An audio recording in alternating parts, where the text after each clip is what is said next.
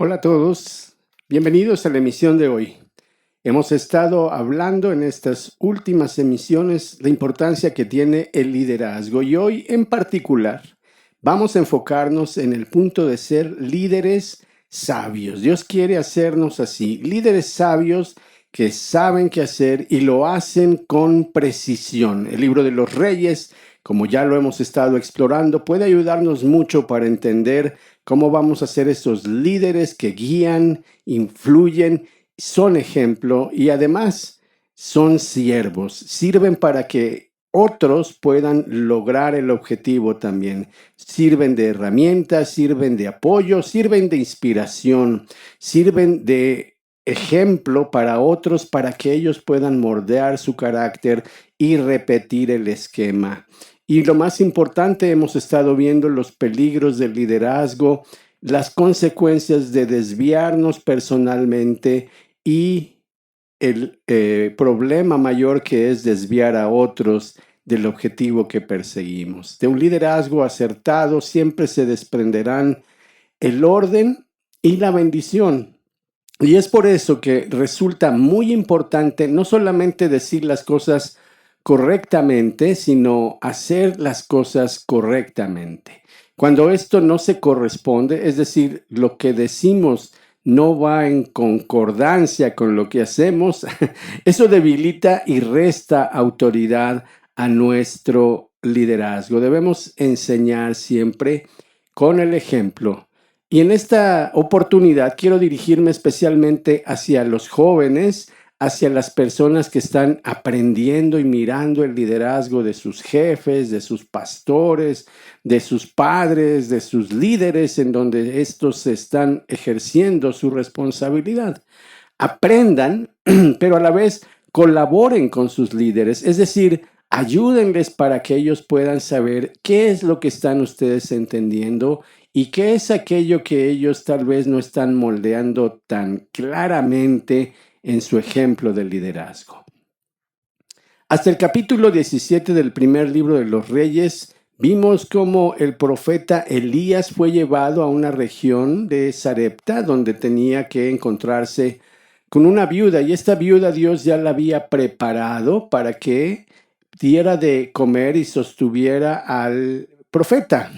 Era un tiempo difícil, ¿lo recuerdas? No había llovido por 3 años y medio y bueno, ella estaba en una condición verdaderamente precaria. Era viuda, era una mujer que no formaba parte del pueblo de Israel, por lo tanto no entraba dentro de las promesas del pacto. La podríamos llamar la menos probable. Y Dios escogió, habiendo tantas viudas en Israel, enviar a su profeta para ministrar específicamente a esta viuda en ese lugar de Sidón. Y realmente es algo que nos deja pensando cómo Dios a veces nos va a usar y va a usar nuestro liderazgo para bendecir a otros de las maneras que nosotros realmente no veríamos posibles, lógicas o de alguna manera coherentes con nuestras ideas. Este tiempo en que el profeta ministra la vida de esta mujer viuda le sirvió para entender que la fe es el paso entre la promesa y la seguridad. Todo líder siervo debe siempre comunicar clara y sabiamente todo el consejo de Dios. La viuda de Sarepta escuchó la instrucción, obedeció la instrucción y recibió el resultado de la promesa que se le hizo. No escaseó ni la harina ni el aceite en su alacena. Comió el profeta, comió ella, comió su hijo, hasta que volvió a llover. El final del capítulo 17 pudo haber sido un buen tiempo para poner el clásico de Hollywood y vivieron felices para siempre. Pero la verdad es que Dios estaba preparando a Elías para su siguiente misión. Él estaba, como todo buen líder, siendo entrenado para que pudiera aprender a escuchar en primer lugar la voz de Dios y en segundo lugar, seguir instrucciones.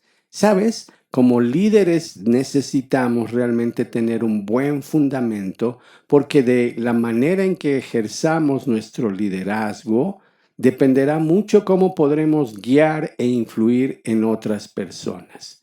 Si como padres somos erráticos, inconsistentes o realmente no demostramos claridad en nuestras instrucciones, entonces nuestros hijos no tendrán claridad exactamente de qué rumbo estamos llevando. El capítulo 18 nos habla que pasaron muchos días y prácticamente 3 años después, la palabra de Dios vino nuevamente al profeta a Elías y le da nuevamente una instrucción. Versículo 1 del capítulo 18, primer libro de Reyes, ve, muéstrate a Acab el rey y yo voy a hacer llover sobre la faz de la tierra. En estos inters, el rey manda llamar primero a su mayordomo, un hombre llamado Abdías. Este hombre era en gran manera temeroso del Señor y él había tomado la decisión intrépida de ser leal a Dios, proteger a los profetas que su mujer del rey, Jezabel, estaba matando constantemente. A 100 profetas los escondió en 2 cuevas, de 50 en 50, y los sustentó por varios días con pan y con agua. En el verso 15 leemos que dijo una vez que reconoce al profeta Elías, bueno, por favor, ve y preséntate delante del rey. Elías le dice, está bien, vive el Señor de los ejércitos, en cuya presencia estoy, que hoy me mostraré ante él. Estoy abreviando una serie de situaciones en las cuales Abdías realmente quería hacer lo correcto, sabía quién era el profeta, entendía el riesgo que corría, pero no se desubicó. Fue guiado por Dios y finalmente Elías sabía que tenía que encontrarse con el rey para confrontarlo. El verso 17 habla de ese encuentro y dice que cuando Acab vio a Elías le dijo, con que tú eres el que turba a Israel. Y él le respondió, yo no he turbado a Israel, sino tú y la casa de tu padre han dejado los mandamientos del Señor y han seguido a los Baales, a esos dioses falsos con los cuales estaban desviando a todo el pueblo. El verso 19 es clave porque es ahí donde el líder sabio sigue la instrucción de Dios y se alinea al plan de Dios. Le dice al rey lo siguiente, envía pues ahora y congrégame a todo Israel en el monte Carmelo. Me estoy refiriendo a los 450 profetas de Baal y a los 400 profetas de Acera, esos que comen todos los días en la mesa de tu esposa Jezabel. Los versos del 20 al 40 de este capítulo 18 están llenos de emoción y detalles en cuanto a cómo precisamente el Señor hizo grandes prodigios por medio de su profeta para mostrar su poder de una manera contundente. Y todos los falsos profetas quedaron completamente humillados. Este gran triunfo debía haber hecho pensar a Elías que por fin las cosas cambiarían. Ahora sí toda la nación se volvería a Dios, se arrepentirían de su maldad, derribarían los altares que habían construido en honor a esos ídolos falsos. Esas manifestaciones milagrosas que el Señor había hecho eran prueba indubitable de que Él era el único digno de alabanza. Fue un día glorioso. Dios desplegó todo su poder y manifestación clara de su gloria. Los profetas fueron eliminados y era otra vez el momento ideal para decir, y vivieron felices para siempre. Pero muchas veces, aunque podemos avanzar en cosas espectacularmente, todo líder sabio debe aprender a estar preparado para el siguiente episodio. Yo diría, en términos boxísticos, el siguiente round. A veces estamos viendo un momento glorioso y probablemente al día siguiente las cosas cambien dramáticamente. El capítulo 19 nos hace ver esto que te estoy hablando. Acab el rey le contó a su esposa Jezabel todo lo que Elías había hecho, y una vez que ella lo escuchó, le envió un mensajero a Elías y le dijo: si mañana a estas horas yo no he puesto tu vida como la vida de uno de estos profetas que mataste, así me hagan los dioses y aún me añadan. Elías, dice la escritura, tuvo miedo, se levantó y huyó para salvar su vida. Vino a un lugar llamado Beerseba en Judá, y allí dejó a su criado y anduvo por el desierto. Se sentó bajo un árbol y ahí, totalmente deprimido, le dijo al Señor: basta ya, Señor, toma mi vida, porque yo no soy mejor que mis padres. Cualquier líder, cualquiera, no puede negar que vendrán momentos tremendamente difíciles a su vida.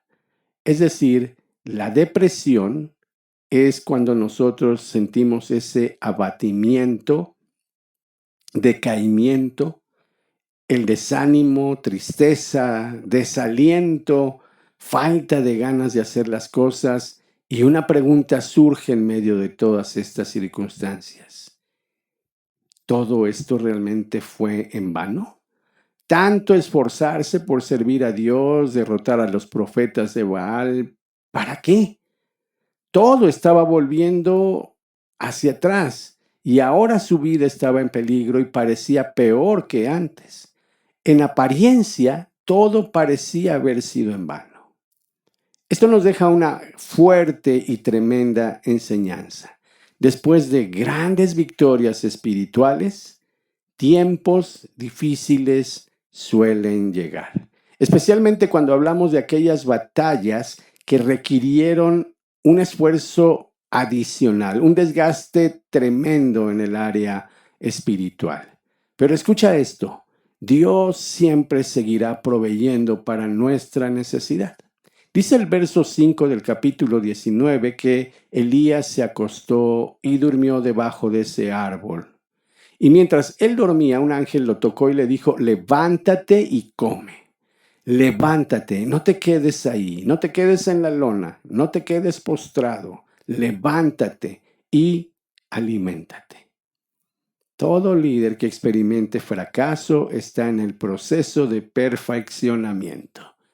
El fracaso no es el fin, hay que levantarnos y hay que fortalecernos en el Señor y en el poder de su fuerza. Dice el versículo 6 del capítulo 19 que Elías miró a su alrededor y cerca de su cabeza había un poco de pan horneado sobre piedras calientes y un jarro de agua. Comió, bebió y volvió a acostarse para descansar. Al tiempo, la misma instrucción: levántate y come un poco más. El verso 7 tiene esta frase especial: el viaje que tienes por delante será demasiado para ti. O sea, un largo camino te falta por recorrer. Dios es el único que puede sacarnos de cualquier esquema depresivo. Primero lo hará de esta forma: alimentarnos y hacernos descansar. Luego irá trabajando por medio de su palabra para confrontarnos con la necesidad de regresar, por abatidos que estemos, a nuestra misión en la vida. En el caso de Elías, él tenía que ir a hablar de parte de Dios al rey y al pueblo de Israel. Siempre se requiere la ayuda de Dios para que una persona pueda salir de un cuadro depresivo. Por este ejemplo en la Biblia podemos ver claramente que aún los hombres y las mujeres de fe pueden abatirse en extremo y aún deprimirse. Sin embargo, así como Dios provee para nuestra necesidad, Él pule nuestra vida mediante lo que llamamos el trato de Dios. Cuando hablamos del trato de Dios, nos estamos refiriendo precisamente a ese tiempo en el cual Él nos va a ayudar a ver más allá de las circunstancias y nos va a poner por encima de las mismas. El Señor le dijo a Elías en el verso 9, ¿qué haces aquí, Elías? Realmente no es que Dios no supiera qué estaba pasando o se hubiera perdido algún detalle en la vida de Elías. Él quiso hacer esta pregunta más bien para que Elías ubicara el momento que estaba atravesando y pudiera ver más allá de su problemática. Escucha la respuesta de una persona que solo se centra en el problema y no alcanza a ver más allá. El verso 10 del capítulo 19, primer libro de Reyes, dice: «He servido con gran celo al Señor Dios Todopoderoso», respondió Elías, «pero el pueblo de Israel ha roto su pacto contigo. Derribó tus altares, mató cada uno de tus profetas, y yo soy el único que queda con vida, y ahora me buscan para matarme a mí también. Yo soy el único que queda con vida». Este argumento Elías lo repitió más adelante en el capítulo número 19 y del mismo capítulo 19, y realmente era de lo que él estaba convencido. Él había servido a Dios, el pueblo rechazó, las cosas cambiaron, no fue como él lo esperaba, y ahora él pensaba que era el único que sufría y el único que estaba delante de la presencia de Dios. Dios no debate con él, simple y sencillamente le dice en el verso 11, «Sal y ponte de pie delante de mí en la montaña». Mientras Elías, obediente a la instrucción, estaba de pie allí, el Señor, dice la Biblia en el verso 11, pasó. Y un viento fuerte e impetuoso azotó la montaña y la ráfaga fue tan tremenda que las rocas se aflojaron, pero el Señor no estaba en el viento. Después del viento hubo un terremoto, pero el Señor no estaba en el terremoto. Y después del terremoto, dice el verso 12, hubo un incendio, pero el Señor no estaba en el incendio. Después del incendio hubo un suave susurro. El verso 13 dice que cuando Elías lo oyó, se cubrió la cara con su manto, salió y se puso de pie a la entrada de la cueva. Dios debe tratar primero con nosotros, pulir nuestro carácter, moldear nuestro carácter, para que después nosotros podamos impartir a otros lo que Él nos ha dado. Porque el principio es básico y es claro. Nadie puede dar lo que no tiene. Elías había estado permanentemente en la presencia de Dios. Había sido fiel efectivamente, tuvo el privilegio de ser un instrumento poderoso en las manos de Dios para una gran victoria. Sin embargo, ese no fue el final de la guerra. Fue solamente una batalla ganada. Él tenía que entender que realmente hay que enfrentar la adversidad. Hay que desgastarnos. Hay que volver a levantarnos cuantas veces sea necesaria. Y la mejor manera en que nosotros podremos transferir identidad a aquellos que guiamos y a aquellos que inspiramos es demostrando de qué estamos hechos. Elías conoció el susurro gentil de la voz de Dios en ese momento y se dio cuenta de que Dios no se iba a revelar de una manera espectacular, milagrosa, poderosa. La pregunta para ti y para mí es esta: ¿qué tan fácil nos es escuchar la voz de Dios?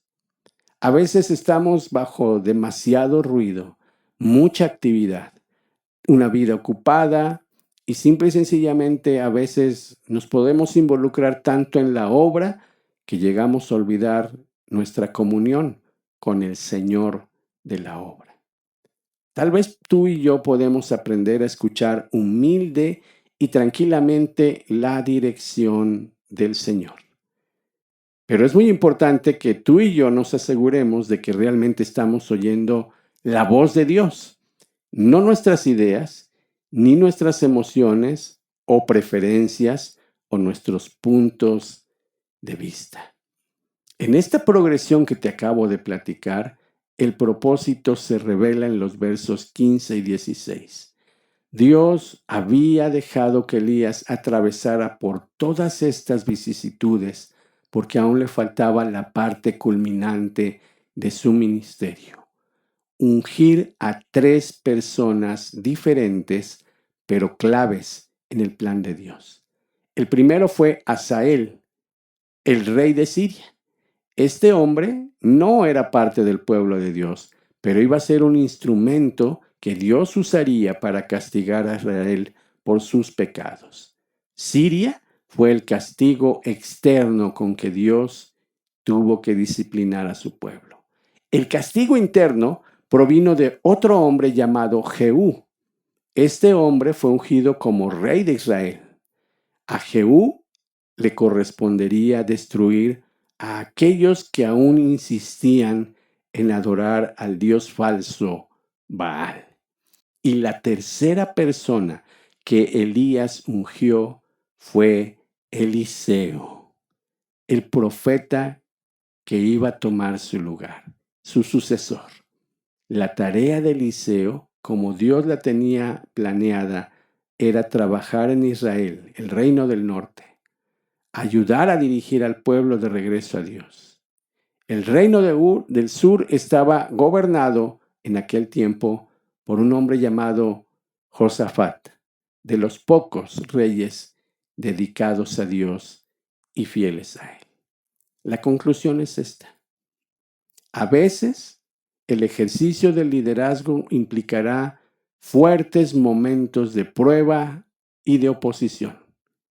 Si no aprendemos a depender de Dios, a seguir sus instrucciones, a saber ser obedientes y alimentarnos de su presencia, su palabra y su espíritu, momentos difíciles pueden tomarnos una factura muy cara, y la depresión es uno de los viables peligros que el ministerio implica, y aún la guianza como padres, como esposos, como jefes, como abuelos. Es importante que lo veamos desde los diferentes puntos y ángulos de vista. El capítulo 19 de Reyes nos da esta panorámica. Elías huye de Jezabel. Después pasa un proceso depresivo, pero no se queda ahí. Llega la provisión de Dios, llega el trato de Dios. La provisión es para fortalecer, pero el trato es para pulir. Y finalmente, Dios le entrega su misión. 3 personas que debía ungir, claves para el propósito de Dios. ¿Te has preguntado alguna vez cuál es el propósito de Dios para ti y qué es lo que estás haciendo en tu papel de líder? ¿Eres un líder sabio realmente? Es decir, no solamente con conocimientos, sino con capacidad resolutiva. ¿Eres realmente una influencia positiva para los que guías? ¿Eres un ejemplo a seguir? ¿Es tu liderazgo equilibrado? ¿Eres un líder siervo? ¿Dios te usa para que ayudes a otros, guíes y sirvas de ejemplo a otros? ¿Puedes ubicar los peligros que implican desviarse y desviar a otros? Yo estoy seguro que muchos de nosotros a veces nos equivocamos y no lo hacemos tan bien como quisiéramos. Pero si de algo te has de acordar de este mensaje, te animo a que lo veas así. Dios quiere hacerte el líder sabio que Él sabe que potencialmente tú eres. Si te estás dando cuenta de los errores que aquí hemos mencionado, detente, corrige, fortalécete, deja que Dios trate contigo. Sé humilde y dócil y aprende a escuchar su voz y a obedecer sus instrucciones. Créeme, tú no tienes una idea de cómo Dios te va a usar como líder en aquellos que estás guiando y lo que tu trabajo bien hecho puede representar para el plan de Dios en tu familia y en tus generaciones. Señor, te damos gracias por tu palabra, Gracias por enseñarnos estos principios básicos. Hemos aprendido a ser sabios, hemos aprendido también a ser siervos y hemos aprendido a hacer las cosas de acuerdo a tu plan. Gracias por tu palabra, la cual nos revela todo esto y nos hace ver más allá de nuestras expectativas. Bendigo a todos aquellos que están buscando ser excelentes delante de ti y que saben que solamente en ti pueden tener completa dirección, seguridad y la garantía de hacer un trabajo excelente para tu gloria. Oramos todo esto en el nombre de Jesús. Amén. Que el Señor te bendiga. Cuídate y nos vemos en la próxima.